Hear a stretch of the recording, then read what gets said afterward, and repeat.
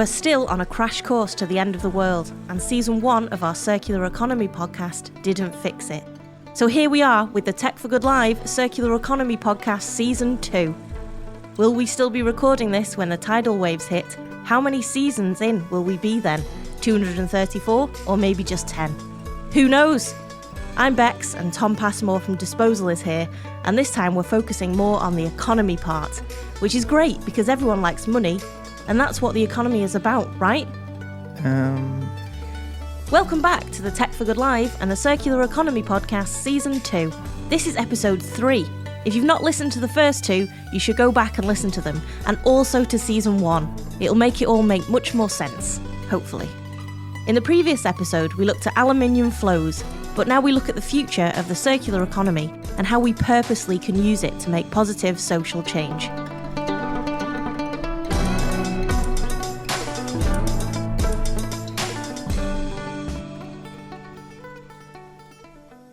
So we've talked about the circular economy now for 2 episodes of this series. There's also been a previous series, that's 5 episodes. How do we get to the circular economy? Yeah, I mean, that's a good question. I mean, at the end of the first series and the end of the last episode, I was just like, we'll just find ourselves there. But like I mentioned in the other episode, we're going to have to engage with some like really heavy hitters to get in there. But like I was talking to Ian about it as well. So that's Ian Gullen from Zero Waste Scotland, about how does the circular economy manifest itself. Yeah, the kind of evaluation part of me says, we need to measure this. We need to come up with a metric that says, as people have said already, the world is 9% circular. We need to get it, obviously up to 100%, or how far can we go in 10 years, 20 years? But I think you're right. I think the circular economy is manifesting itself, or it probably has. It's continued in very, some places over the last year. It's not gone away. It's not something that's completely disappeared.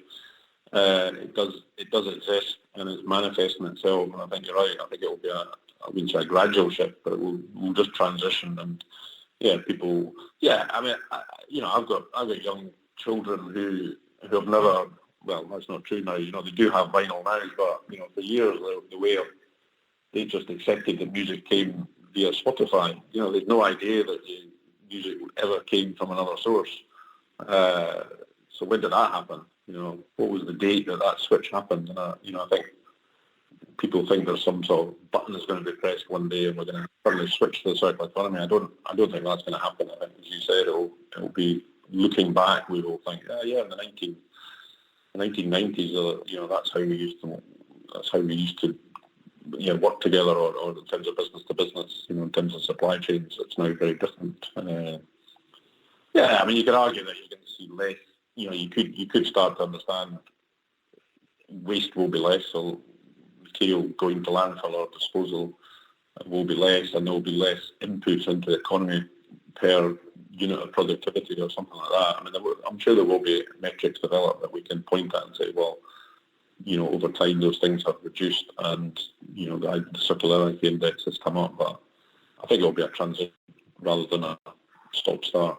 Ian kind of makes the comment there about it will be a transition, and mentions about Spotify, like looking back and like, things have changed. We used to buy tapes or buy CD players and et cetera, and like now we just download it and access like an entertainment as a service platform. So like Spotify or Deezer or whatever other ones are available. And I don't like it as a concept. And it's how I used to talk. I was just like, entertainment as a service like Netflix, like Spotify, like they're really good. They kind of show that this is happening and that it's really easy. But whenever I think about Spotify, I don't see the circular economy anymore.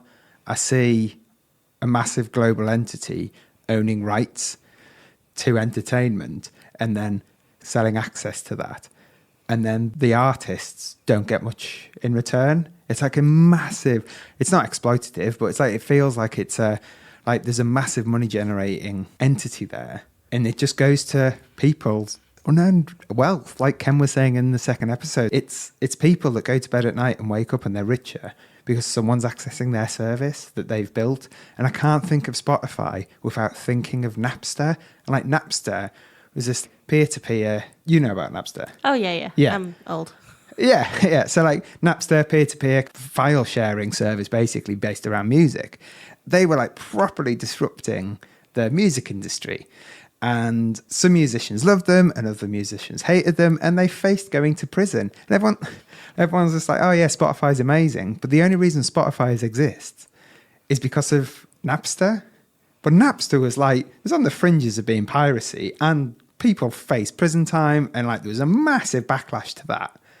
It's all rosy now because, Spotify are making loads and loads of money and other services are able to do that. But actually the only people that really benefit from that are Spotify and the music industries, like the music record labels, not the artists.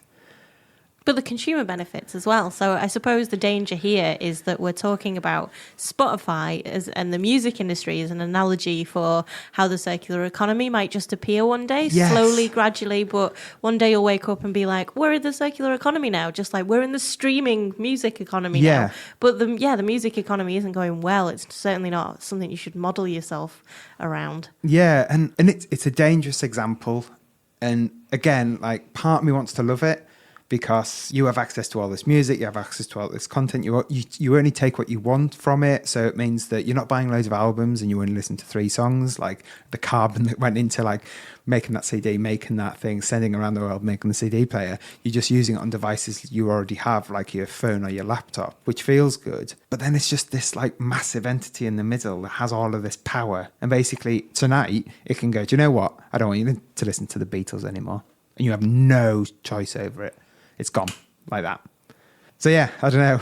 Again, it's this idea of the circular economy is about intent. And like what is Spotify's intent? I don't know. Like to be the biggest streaming service on the planet, but it'll never beat YouTube. And YouTube, questionable. And it's like, yeah, like intent comes really into it. And once you start like looking at it in these different ways, I think there's this very dark side of the circular economy that people don't like to engage with. But I think it's important to engage with it, because then it means that the chances are it won't go down that route, because we have the opportunity to design it. Yeah, because we have talked quite a lot over the last 2 episodes about the money side of things. Yeah. And yes, of course, we're not saying that money is inherently a bad thing, but if we're framing it around that, does it then just become another system that creates money instead of another system that creates a sustainability or well-being, as something that we've talked about a lot? I guess the framework as it currently stands can be interpreted in any of those ways. Yeah, and if you're talking about the circular economy, you are talking about economy, you're talking about money, you're talking about those forces, those make-believe forces that exist in that economics world. And like you have to engage with it, actually. You can't just... I think Ian was saying exactly what I was saying a year ago, and I think that's how people want it to happen, but it shouldn't just slip into being the circular economy, because I think that's when people have made a choice to slip into it. And I think if people, powerful, rich, influential people do that, it will be for the betterment of the powerful, the rich, and the influential people, not to the well-being of everyone else, which is what the circular economy has the potential to become. So it really does depend, like we spoke about in a previous episode, on who's implementing it. Yes. And what their intentions are. Yeah. So talking to LWARB, so James down at London, about this, because like London is it's like one of the largest financial institutions in the world. And you've got all this power, all this money. You've got this institute with LWARB that are trying to interact with being circular. Is there a friction there? Because I could imagine that there might be a friction there. So I asked that from James. Not only in the view that I had in London, but also the view that I had at the World Bank. I mean, what we were trying to do, not just within the bank by doubling the amount of lending that we put to climate change related projects, but we were trying to find ways of creating green finance through enormous programs of green bonds that, although still a relatively small amount of the capital that's available, have transformed the capital, access to capital for many organizations. And similarly, I think we have recognized that creating shareholder value cannot just be about maximizing returns. It has to be about relationships with the planet and your local communities in a way that demonstrates that you are doing environmentally the right thing, that you're pushing really good social policies, and you've got effective governance around it. And the whole of this has given rise to this massive ESG investment movement and a whole new set of impact investors who are looking to deploy their capital in really positive ways for the planet, for society, and for communities. James mentioned ESCs there, so that's environmental, social, governance. So it's all around making sure that it isn't just about giving shareholder returns. It is about like, what is the governance around the environmental impact, the social impact of that investment as well. So there is this push towards it, but again, these are big financial institutions doing this. So is it a good thing? Is it a bad thing? I don't know. Because again, we're talking about this like massive economic system, and my knowledge of economics is tiny, minuscule, next to non-existent. And 6 months ago, it was non-existent. And then I talked to Ken and a few other people, and now I've got this tiny little bit of information and knowledge, but hardly any. And I think this is what's fascinating for me, that we are moving towards this world where these as-a-service models and these loops and these flows and these economic models are going to manifest themselves, and it might be being greenwashed. It sounds like, so we talked about power imbalances, and it sounds like all of the control here is with the same old actors, which caused the problems with the linear economy in the first place. So, for example, this whole thing about environmental bonds, green bonds, and green financing, or whatever they want to call it. So there's still a control thing there sat with the same old people who are investing in stuff. All right, they're giving it a different framework, but the power's still with the same people. Yeah. And again, like talking to Ken about this, so Ken, as we mentioned in the other episodes, like Ken talks about these ideas of like living systems, and you need to look at the body. If you look at the body and looking how blood flows around the system, it's a really good analogy of how economics works. And you have to look after the peripheries, because if they get necrosis, they die, and that'll be terrible for the system. But actually, you can go one step further. I do like a good analogy. Yeah. Let's take it further. Yeah, so we can take this all one step further. There is a broader analogy. Michael Hudson, he takes that living systems thing a bit further with the economy. He says, imagine the thriving economy is, in a sense, like this bloodstream thing. You know, the money circulates to the periphery. But what if you've got a parasite that takes some of this energy out of the system? Now, he uses that to describe people who get a lot of unearned income. In other words, the people who sort of go to sleep and wake up richer. They didn't have to do anything. They just had to say, pay me something. So he describes this as a parasite in the system, so that parasites are sort of okay as long as they're only a small part of what's going on. But when this parasite is debilitating the overall system, you've got another way in which it can fail, because people are taking things for which they didn't contribute, if you like, just in that parasite analogy. And I think that's useful to try and keep a balance between the productive economy and the economy which is made up of economic rents or unearned income. It's not to have one or the other, but it's to say these need to be in an appropriate balance. And Keynes says something like, speculation is fine. You can operate a little bit on the edge with a sort of gambling attitude, but when the whole thing becomes a casino, you're in real trouble. And I think there are lots of signs that, just as in the Gilded Age, things have become a bit more like a casino, when it's John Kay pointed out the other day that the total value of trade in the world, say that represents 1, the total value of commodity trading, which is to do with futures, derivatives, and all of those contracts, is 100. So it's 100 times bigger. The real trade is just a fraction of the activity that's going on. And all of that is to do with invisible things. They're just contracts, they're just numbers. It's abstract very much, but it does impact the real economy. So it's that balance between, if you like, what people call financialization and the productive economy, and how that works, which is becoming ever more visible. And circular economy isn't there to fix that, but it's to say, what do we really want? We want a productive economy that allows most people to participate, to meet their needs, to increase their well-being. Now, Whether that means economic growth in the old-fashioned sense, I don't know, but it does mean improving their wealth. They've got to be better off. That's what society expects. If it's not going to be better off, they're probably in the mood to say, perhaps we should try something else. There's a lot to unpack there. Yeah, there is. There is. So this idea of parasites, and it fits with the analogy of the body, but it's also quite a strong word. Yeah. And who are we calling parasites here?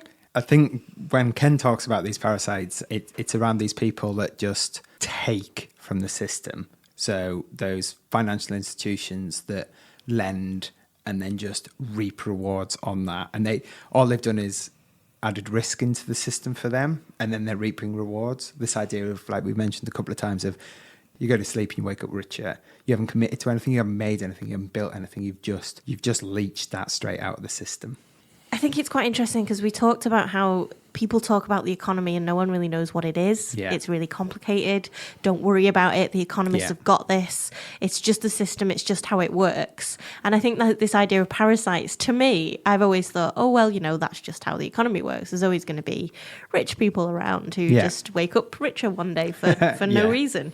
But I was looking up Michael Hudson, who Ken talks about. And his book's called Killing the Host, How Financial Parasites and Debt Bondage Destroy the Global Economy, which I think is telling because, these are bad things. These aren't just how the economy works. These are actually bad for the economy. They aren't the economy. Yeah, and this is the thing. Like, there are some rich people that just one day they go to bed and they wake up richer in the morning. And again, it's like systems can deal with a number of parasites. I might have a parasite in me at the moment, maybe. Ew. And I know, disgusting thought. And your body can deal with that to an extent, and it can engage with the system. But yeah, it's this idea of when the parasites get to the point when Ken was saying there about just a casino, they're just running chaos through the system, through the body. They do end up just killing the host. That's terrible in lots of ways. But when the host dies, so do the parasites, right? And then some parasites have gone on to survive outside the host, but we're not going to talk about those ones. But when you're talking about parasites and hosts being financial institution or the uber wealthy or just unearned wealth people, and you're talking about the host being Earth, then you've got a problem because we've got nowhere else to go. Exactly, but what do we do about it? Are we talking about, what are we talking about here? And I think it's brave that we're talking about it. I think it's quite bold because I think people shy away from talking about this. But I also want to say that we're probably not saying, hey, let's all just give all our money away to poor people, right? But this is not working. So yeah, the circular economy is able to bring this balance back. Like, it has that potential to do that. Because the framework is around living systems, and it's about feedback loops, and it's about nutrition, and it's about these leaky loops, and it's about making sure that the peripheries are well looked after, it means that everyone, well-being, we're going to and that's what we have to do, but we have to design it that way. And that's what's really hard. So parasites can't eat it. And again, there's always going to be parasites that come in, but when they come in, you need to tackle them, and then you need to learn. And then you need to be like, right, that kind of parasitic organism doesn't live here anymore. Like, it got in, it caused some damage, and now it's gone. Okay, cool. Now let's clean up the areas that were damaged by it. Like, living systems don't go, oh, do you know what? You have a cut on your leg.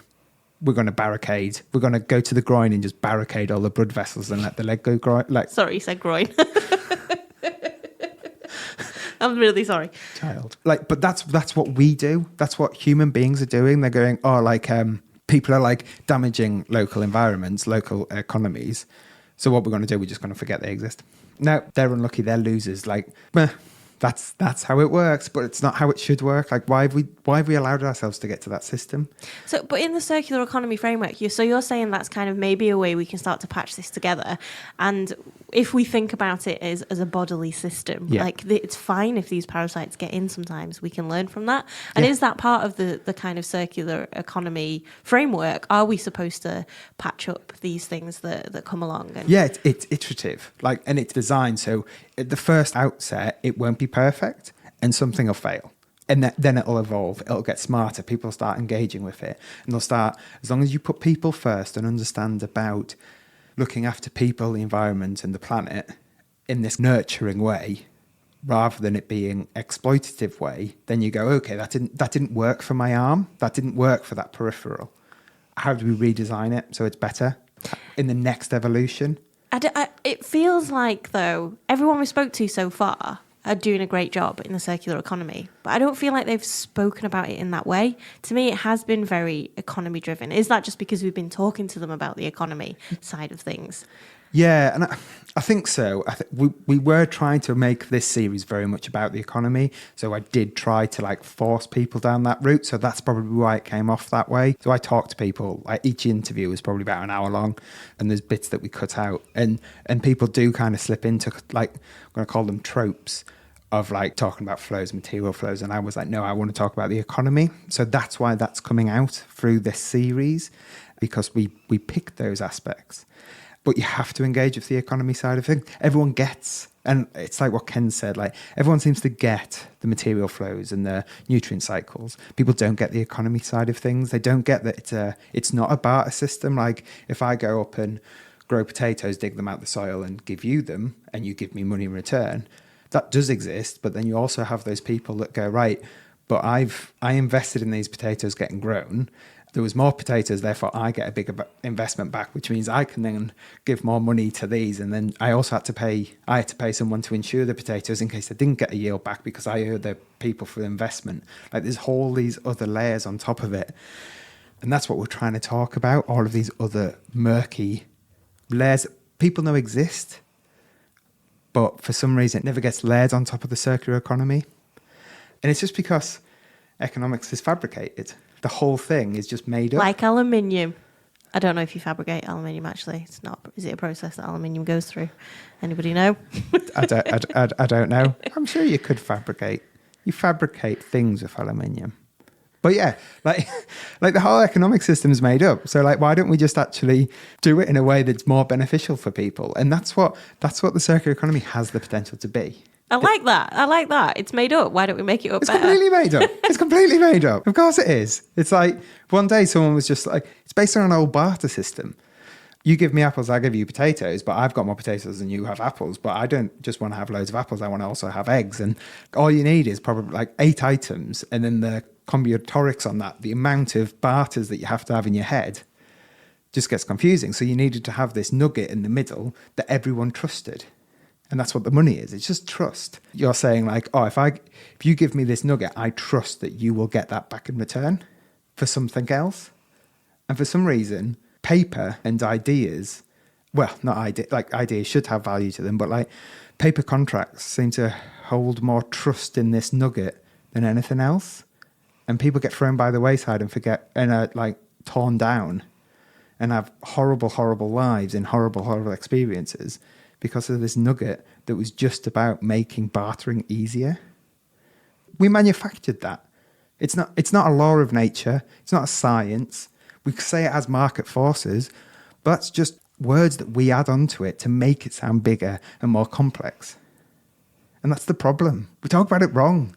And we believe that it's a natural force that's always going to exist, but it's not. We created it. And it's bad. It's gone wrong. No one was in control of it. And we have a new framework to work to, which is the circular economy, and we can change it. And it'll be better for people. And that's what's really exciting. But we won't just wake up tomorrow and it's like that. We have to actively make change. We have to actively make change. And that's what's really exciting. And there's so many different things that will change during that process. So we were talking about cars in that second episode. And it's not just about cars, it's about all things. But like ownership is going to change. Ownership is going to change. Yeah. Okay, I think we can agree on that probably. I mean, I have children of an age that can drive now. I don't think they have a concept of actually owning a vehicle.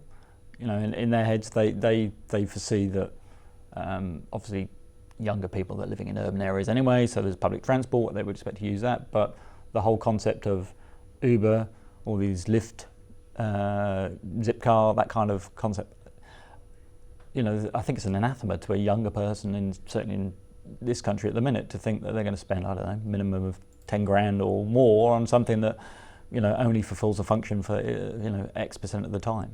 So I think my view is ownership is going to change, but there's a consumption is going to change, but there's a number of different things that are disrupting this sector. I mean, I don't know the conversation you got into exactly with Gail, but this autonomous, is it connected, is it electric, it's going to be shared, all these, these ACEs as the industry sort of call it. The question is which one's going to, is it a beauty parade and which one's going to win, or is it a variation of a thing? From where I see it, it makes a lot of sense that the ownership of the complex asset is with the person that has the best understanding of that asset and the materials that have gone into making it, and therefore can at end of life have the opportunity to do the best thing with it. So I would say it's the OEM, it's the original equipment manufacturer. In this case, it would be Jaguar, but we have to accept that there are different drivers in the industry, pun intended, I guess, where the finance of these sorts of things. If you look at it right now, my understanding of it is there's a lot of finance houses that are the people that are actually leasing cars to, so all of the major brands have their own or a branded finance house that's actually providing the consumer with a personal contract plan for their vehicle. They don't own it, they're leasing it. It might not be the OEM, the manufacturer itself, but it's somehow related to that. So it'll be a finance house. And like this idea that ownership's going to change, again, historically, like last year, I was just like, no, it's great. I don't want to ever own a car. I hate my car. It breaks down all the time, literally all the time. It isn't that old, and it's a nightmare. I love the idea of having access to a vehicle and not having to pay every year for it to be taxed, change the tyres, etc., etc., etc. But then there's the flip side. If I lose my job tomorrow, which I hope I don't since I own my own company, I still have access to a car. And I think this is one aspect of the circular economy that needs to be tackled.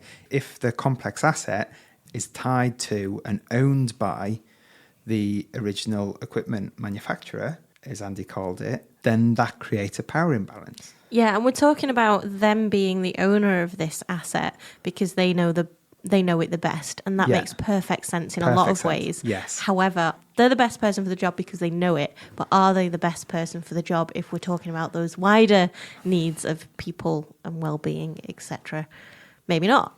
Yeah, this is what needs to be unpicked. It needs to be unpicked in lots of different ways as well. When I was talking to Andy and I was talking to Elwob, so James, I had this kind of realization that, so the economy is really important, right? The economy is basically how people get access to stuff. It's like the mechanism to make sure that we have access to food and water and services. Like that's what money allows us to do. The economy makes it so that trust is still there. If that trust falls apart, that token falls apart. Therefore, you don't get access to services, and that's like inflation, hyperinflation, et cetera, that Venezuela's gone through. But if our whole economy, like the kind of Western economy, has been built on the back of creating loads and loads of different items to sell to people, if we go into a world where we make less assets because the ownership model is going to be different, we're going to be accessing service, is that bad for the economy? And then if that is bad for the economy, because when the economy goes bad, it hurts people. People at the fringes feel it. People on the peripheries feel it. So will this accidentally create a scenario where those people on the peripheries, because of the circular economy being introduced, be hurt? So I asked James. Well, it doesn't have to be, because what you're moving from is a consumption-based economy to a service-based economy. So if your business model is that you're selling the solution, you can just as easily sell a solution at a similar value than if you sell a product, which is a piece of equipment that doesn't get used very often. So you can then, it gives you the ability to invest in the research and development that enables that service to be improved and to be better, which underpins and reinforces your brand and your brand positioning. So, at the end of the day, we will be using less material, but be using it far more efficiently and far more intelligently.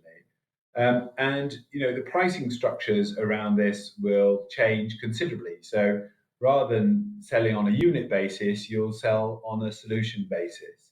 And this has been happening in large-scale industries like the airline and aircraft industry, where people have sold power by the hour for a long time. And it's been a very effective business model for the engine manufacturers. They are able also to monitor the performance of the equipment using various forms of technology that give you the readout in terms of how it's performing. So you can start to be much more predictive about the maintenance regimes that are required. Now, you're not going to use that necessarily for a household drill, but you will use it for other things that you can buy from some of these service providers. So we don't think of this in terms of producers. We think of the circular economy in terms of service providers. Those service providers are providing both the equipment and the service that enables the consumer, not the user, to have a solution. I think it's complicated. I think it's very, very complex. And I don't think we've properly started really grappling with it because we haven't transitioned into it. And it feels like, and I was talking to Ken about this, like it feels like we need to properly start engaging with the circular economy and then start iterating. Like it feels like agile methodology. It's just like begin, iterate, go, right, that was wrong, throw it out, start again, like learning, keep going, iterate up, iterate up, iterate up. But that is terrifying for a nation to do. Not even a nation, because it wouldn't just have to be one nation, it have to be like continents and whole market regions doing it at the same time. That's when you're saying like, oh, we'll just transition to a circular economy. No, like you need to really fully engage with this stuff, because how do you go from a product society to a service society? Slowly. Especially because that involves so many actors, as you say, it's global, but also completely across all sectors as well. Yeah. If we move into this model where no one's owning anything anymore, as you said, what happens when you don't have the monthly income to pay for that thing? And all of that needs to work together. Yeah, no, definitely. And there are so many things at play, and it's infinitely more complex than I actually thought it was. Like, because when you interact with like the Ellen MacArthur Foundation, you see that nice butterfly diagram that we talked about in the first series, and then that, again in that first episode of this series, it's like, oh yeah, I can see this, I can understand it, and yeah, and it's simple, but then it's because it's simple because it's missed out one important layer, and that is economics. This manufactured barter system that we've created over the last, I don't know, couple of thousand years. Relatively, it's not that old. Like considering we've been on the planet for like what, 100,000 years or whatever. Like as Homo sapiens, like it's relatively new construct and it isn't working for us. Like it just isn't. You can look around, it's not working. But there's so many entrenched actors in it. There's so much power imbalance in it. How do we move forward? Especially because designing, I think, in this scenario can cause harm to people, as we've kind of brought up a couple of times. Yeah. What happens to the capillaries? If we're going to be agile and iterative, that's great. And I think that's probably the only way you can make change in such a complicated system. But also, how do you do that whilst also making sure there are safety nets there for people? And make sure that it's about well-being. It's all well and good to be agile and experimental when, you're in a safe space. But when you're talking about tens of millions of people, some of them are already going to food banks.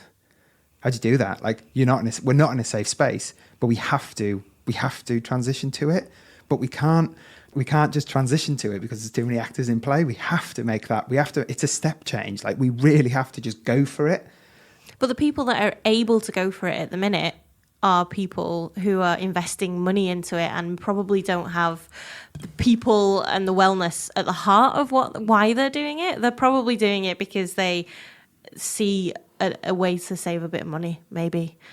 Or to invest in money, or like to invest in systems. Well, I think there's loads of good actors as well. Like not everyone's a bad actor in this scene. Like hopefully it feels like we have been painting a pretty bleak picture of everyone that's in the circular economy. But Mark in the first episode with Winnow, great guy. What they are doing is like really trying to solve a problem with tech at the heart of it, people at the heart of it, environment at the heart of it. Will they make loads of money? Probably. Is that a bad thing? I don't know. Part of me is like, yeah, you shouldn't want to have loads of money. But part of me is just like, also, if you have that ability to do it, if it isn't unearned wealth, if it isn't just fleecing people, then it's fine. It's a mark of trust. You are so trustworthy. People want to give you these tokens because you are trusted. And if that's all that money breaks down to is the ability to trust people in this barter system, then being rich is great because people trust you. But I don't think that's where it is at the moment. No, I was going to say, I think there's a flaw in your argument. There's a massive flaw in my argument. I'm not going to lie. But I see what you're saying. Yeah. In theory, yes, sounds great. Sounds great. Sounds great. Again, I wanted to talk to people that know better than I do about how do we transition to a circular economy, because it does feel, for me, it feels a bit bleak. So I went and had a chat to Ken Webster about it. Yeah, we were talking about parasites and healthy bodies. The economy it seems to be pretty zombified at the moment. Real wages haven't gone up, give or take little fluctuations in political boasting. Real wages haven't gone up for some people in, say, the Americas, in North America for decades. Certainly in Britain, not at least for a decade. While costs have gone up, some of the costs which are not included in these calculations have gone up. So at a certain point, people just cannot pay anymore to pay the overhead on things like rent and housing and transport and health. They can't do it.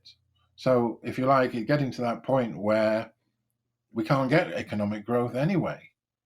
And if we can't get economic growth, the financial system begins to fall over because it's built on the promise to pay out of a better future. Why would you lend anybody anything if you didn't think you were going to get the money back or get some interest on it? Why would you do it? So the financial system is teetering along at the moment, burdened by huge amounts of debt, which burdens a lot of the economy. So people might say, well, I'm not going to change my mind. I'm in this. I'm in the financialized area. It's the best place to get a rate of return on my investment. But if it's unsustainable, it's unsustainable. All of these big long-term booms in the finance always end in a crash. We had one in 2008, of course. Now, the courage is that when it happens again, we can rather insist on better terms in order to save it. If we want to save it, it should be done on terms which are much better for a productive, a circular economy, a different sort of emphasis. So nobody is ever in power endlessly.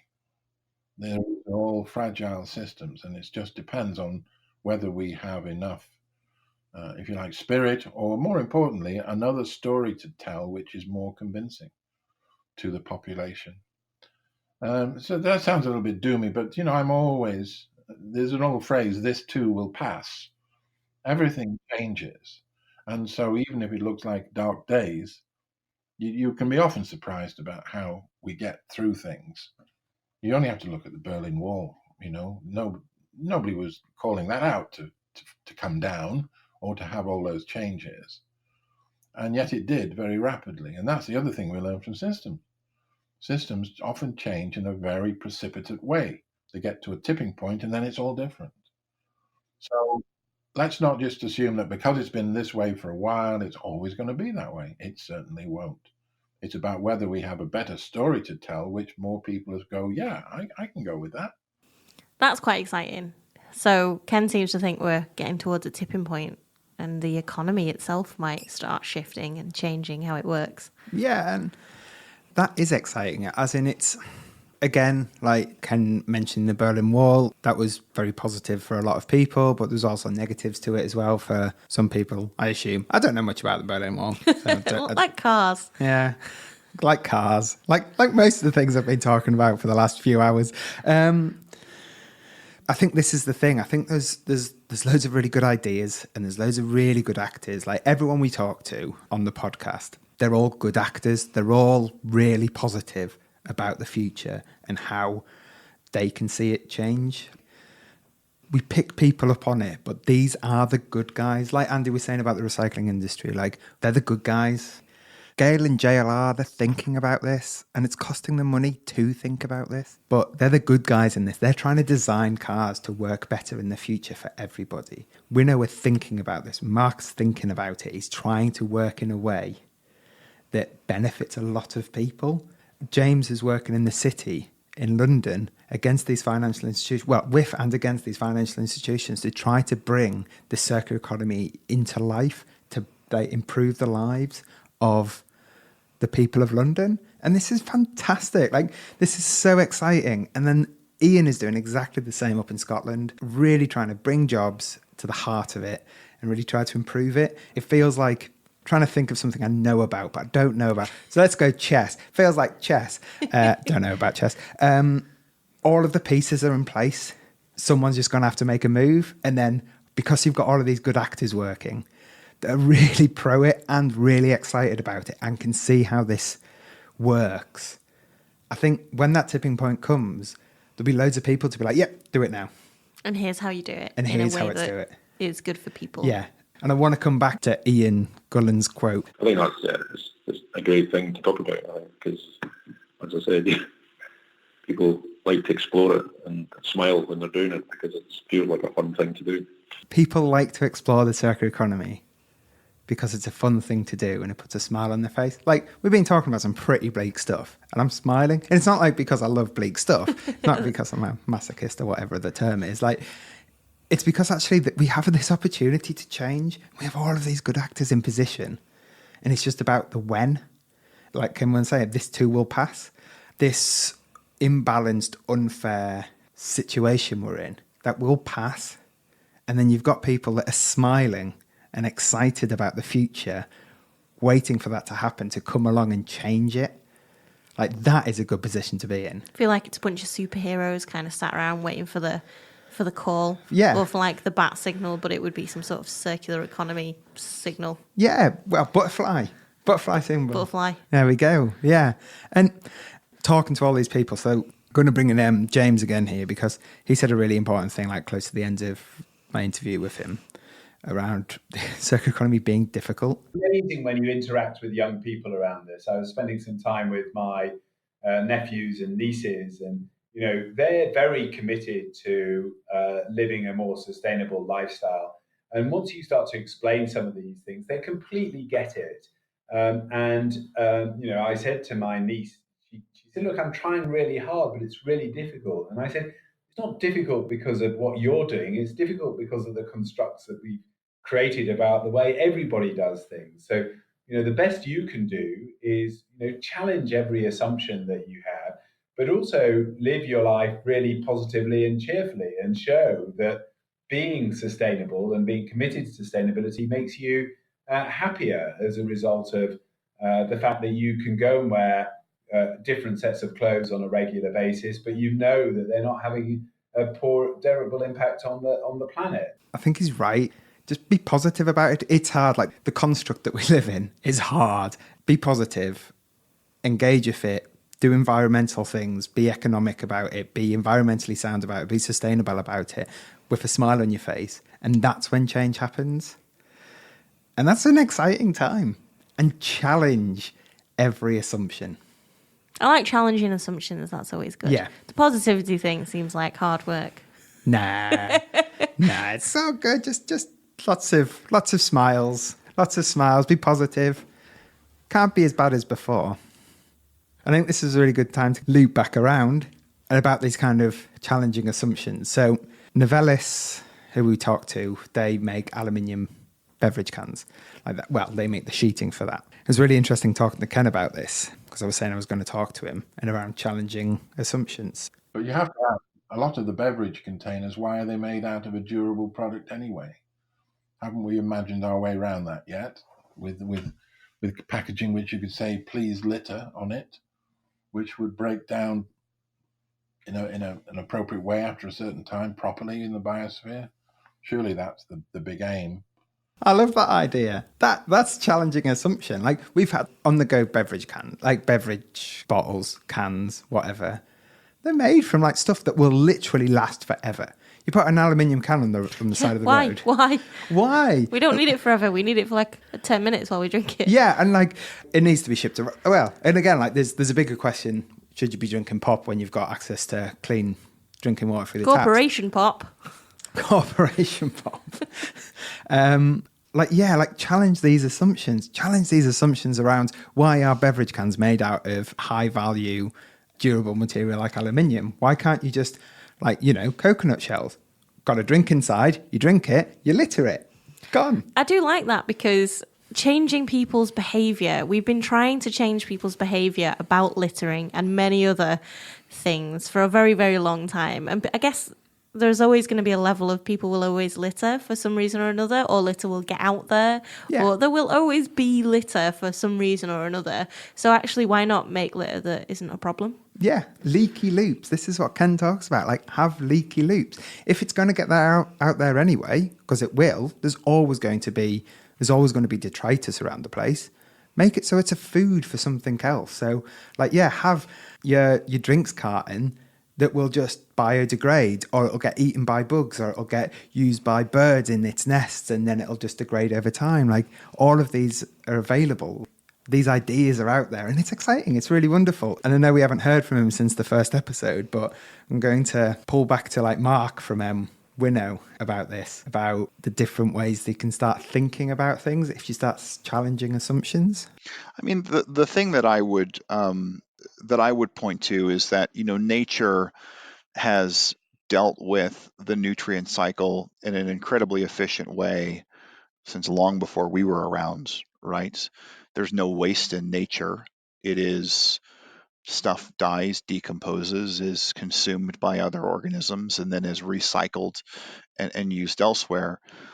The reason that biological waste or sort of nutrient waste is a problem today is both because we are producing at such a scale, and often when it's going to landfill, it's having to be decomposed in an anaerobic environment, which is both takes much longer as well as is much more environmentally damaging because of the methane gas releases because of that. So, I think some of this is dealing with the issue of food waste. Is a lot of it is it's advanced stuff to sort of get there, but the solutions are often common sense.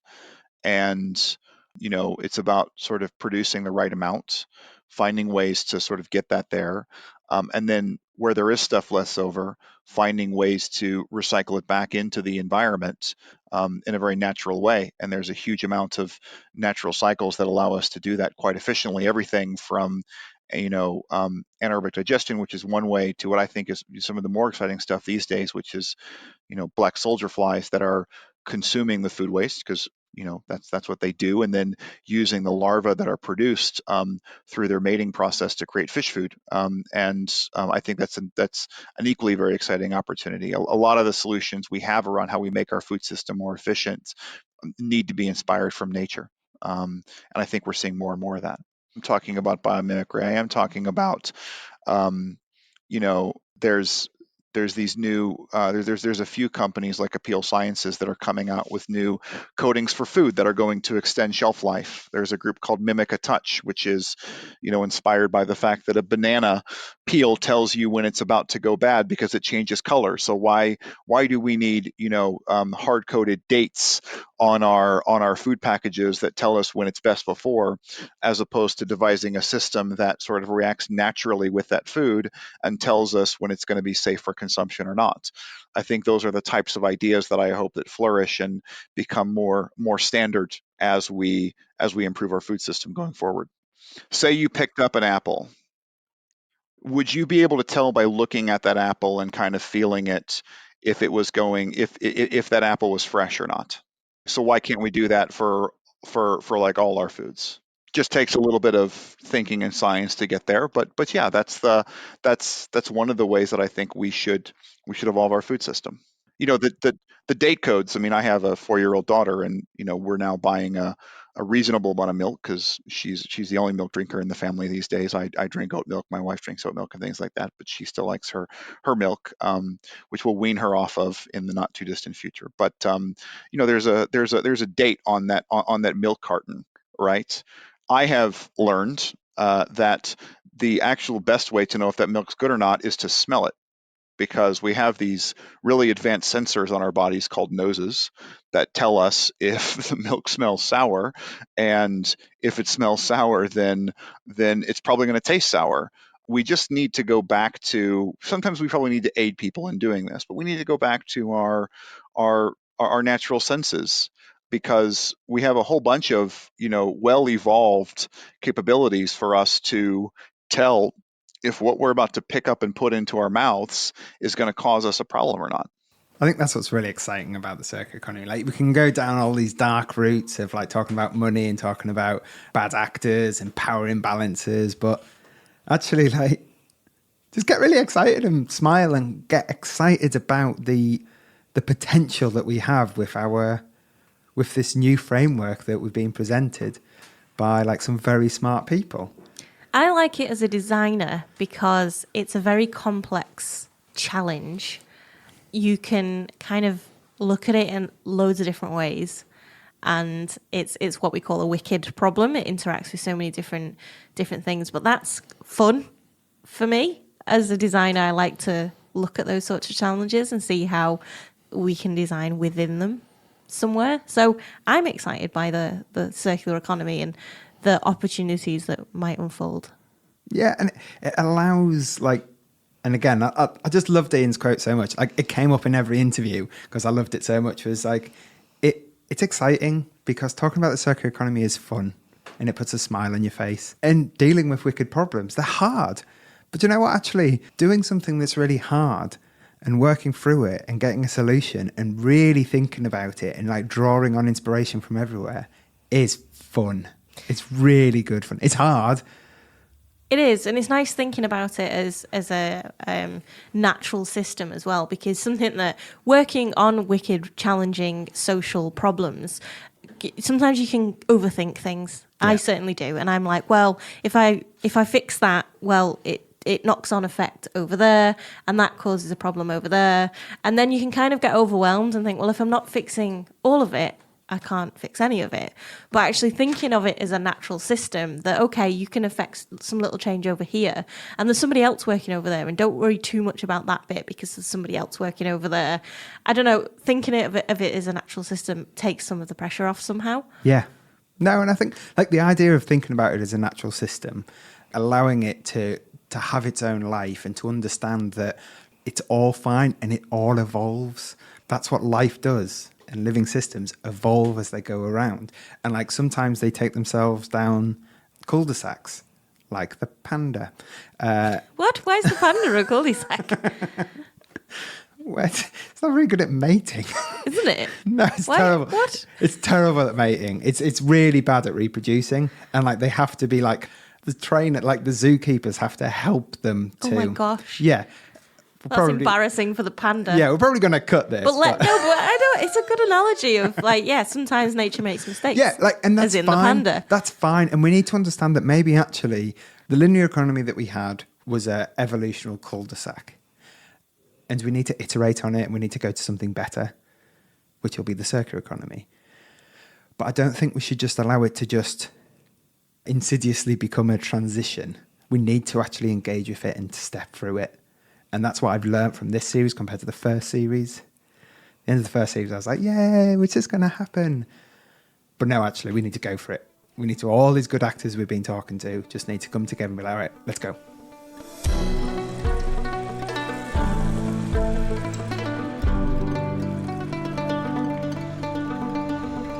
So it turns out that the circular economy is just simply a framework we can use. It's not a magical answer to everything. It's not something that fixes everything just because it exists and people are using it. It depends on how we use and respond to it. It's also something we actively need to work on and implement at scale. We need to think about how it interacts with wider contexts, and we should be thinking about the unintended consequences of our actions. We should be doing that anyway, but we need to continue to do this with the circular economy framework. The framework itself doesn't just make them go away. Collaboration is key. Thinking about what impact we want to make on the world is an important measurement. Who loses out? How do we stop that? It seems like the most exciting, the most transformative potential that the circular economy has is around reimagining how the economy functions. It gives us an opportunity to redesign it so that it fits with the needs of society and is intrinsically linked to the environment and its limitations, rather than the current economy, which functions as though it is utterly detached from the physical world and leaves society subordinated to it. So perhaps the biggest thing I've certainly learned through this process is that the economy was invented by humans to serve a purpose, and so it can be reinvented and its purpose redefined. So let's get on with it. Thanks for listening.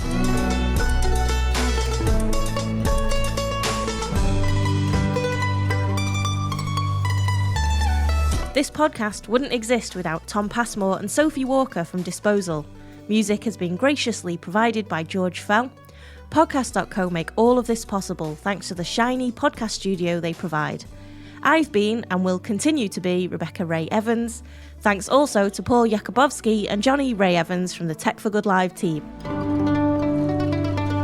He swore that he would.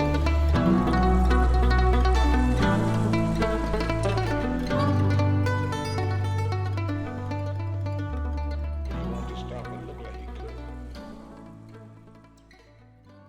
If you're interested